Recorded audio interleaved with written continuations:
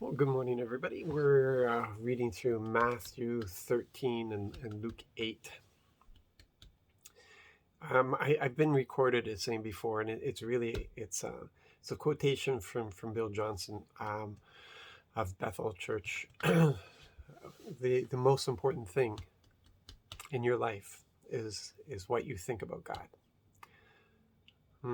And that all has to do with if you see him as a God of judgment, that is how you're going to receive things from him.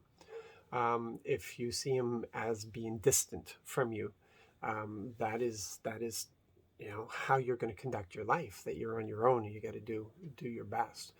If you think he constantly changes his mind, you're never going to get to that point of trusting and leaning into him. But if you think that he is a good father, that he's good all the time, he's always in a good mood, and he's for you and he's not against you, then you're going to develop this life of dependence and trust, and you're going to see more of him and you're going to understand more. So just as it is vital how you think about God, it is absolutely vital as well the condition of your heart. Now, only you are responsible for you. There's people who can have influence on you, but you allow them to have that influence. You choose. People could have power over you, but you give them that power. Circumstances may try to shape you, but you allow them to do that. See, you are responsible for you. And so only you are responsible for the condition of your heart. There are some people who go through tremendous trauma and they come out of it. There's scars, but they go on to live an absolutely beautiful life filled with joy and peace and such. And there's others that never get past it, and they're crippled and destroyed by it in their whole life, and they will always look back and blame that trauma. It could be a person, it could be circumstances, whatever. They will always blame that. Whereas the person who got through it, and this is broad strokes I'm painting, I understand that, and I'm not saying that it is an easy thing, but the people who get past that are the ones who focus on what they're becoming and not what has happened to them. And they're the ones who get to that place of being able to forgive and let go of that thing and not let that thing constantly re-victimize them, re-victimize. It's maybe very easy for me to say, but I understand that the whole process is something that it takes a lot. It takes a lot of surrender, a lot of giving up, a lot of handing over, and yeah, that can be difficult. So, but getting back to the point, we are responsible for the condition of our heart. And our heart will determine, the condition of our heart will determine what we're able to receive from God. Not everybody can receive everything. Not everybody receives everything in the same way.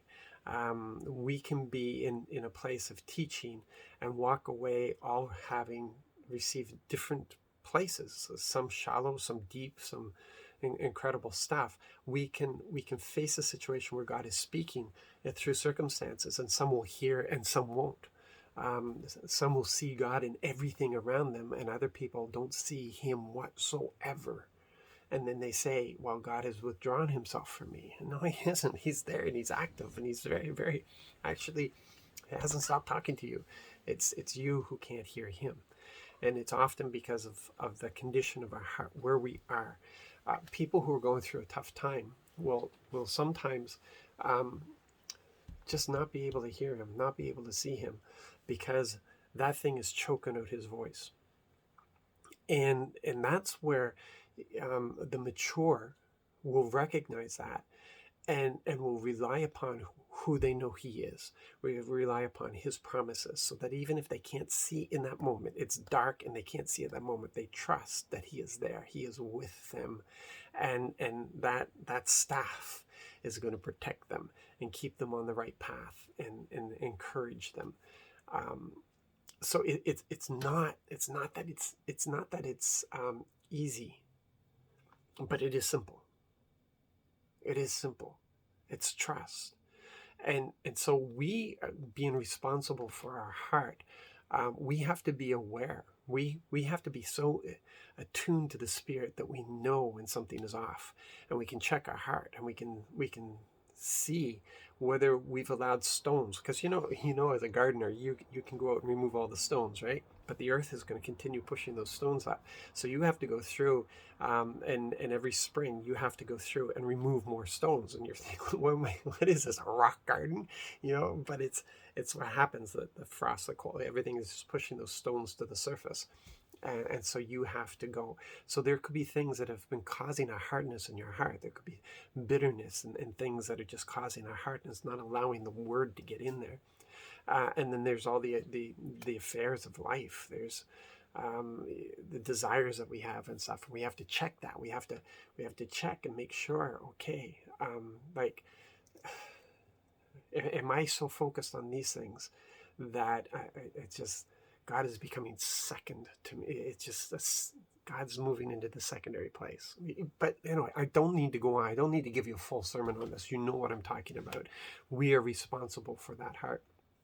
So this will determine what we receive, what we see, what we hear.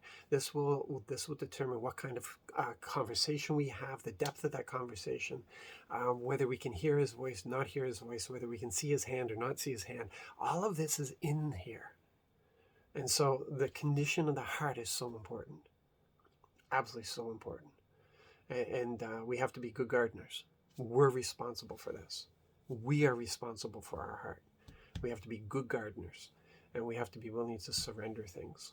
Bitterness, get rid of those rocks, hand them over to the Lord. The desires of the things of this world, we just have to take that and hand it over to the Lord. He's a good God. He knows what we need, and he's promised it to us. So check your heart. Check your garden, people. I know it's fall, but go out and check your garden. You guys be blessed today. Love you all. Talk to you soon.